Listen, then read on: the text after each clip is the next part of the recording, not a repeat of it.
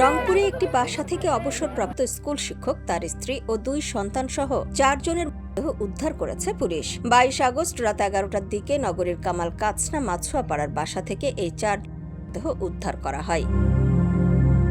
নিহতরা হলেন অবসরপ্রাপ্ত সিনিয়র স্কুল শিক্ষক গণপতি চক্রবর্তী জুয়েল, তার স্ত্রী প্রীতিলতা চক্রবর্তী বালা, মেয়ে প্রার্থী চক্রবর্তী এবং ছেলে প্রিয়ম চক্রবর্তী। পুলিশ সূত্রে জানা যায়, স্কুল শিক্ষকের বাসাটি বেশ কিছুদিন ধরে বাইরে থেকে তালাবদ্ধ অবস্থায় ছিল। দীর্ঘ সময় কোনো সাড়া শব্দ না পেয়ে এবং ভেতর থেকে দুর্গন্ধ আসায় স্থানীয়দের মনে সন্দেহের সৃষ্টি হয়। পরে পুলিশকে খবর দিলে পুলিশ এসে তালা ভেঙে ঘরের ভেতর থেকে 4 জনের মরদেহ উদ্ধার করে। দিদি অনেক চিৎকার করে করে ডাকতেছি, সারা শব্দ নাই। তারপরে থাইগুলা সে অনেক জোরে জোরে মারছে, জানালার ঠেলা দিয়ে দিয়ে খুলে না। তারপরে একসময় খুলে গেল। খোলার পর দেখি যে একদম ডয়ার সব কাপড় চোপড় এলোমেলো ফেলায় দিছে। তখন আমি আমার হাজব্যান্ডকে বললাম, যে বলতেছি যে এই দেখো কি অবস্থা, দিদিতে মনে মেরেই ফেলছে। এই জন্য মনে হয় মোবাইল বন্ধ।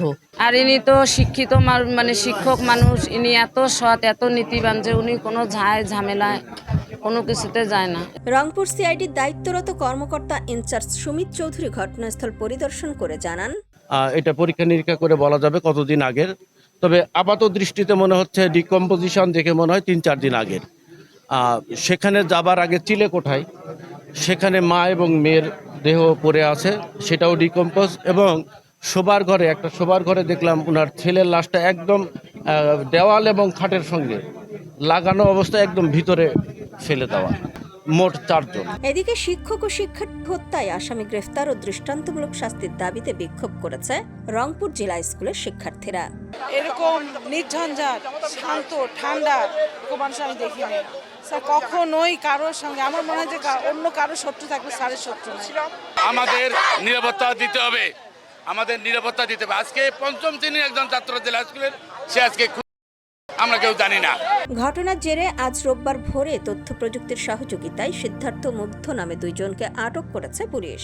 গণপতি চক্রবর্তী স্যার যখন উপরে সাউন্ড শুনে তিনি উপরে যান, খালি গায়ে ছিলেন, কাঁধে একটা গামছা ছিল।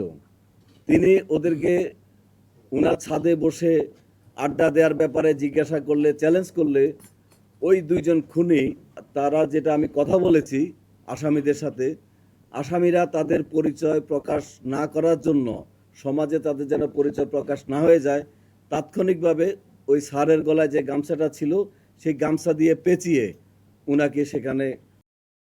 এমন ন্যাক্কারজনক ঘটনার সুষ্ঠু তদন্তের দাবি দেশবাসীর। নিউজ ডেস্ক, সোনালী নিউজ।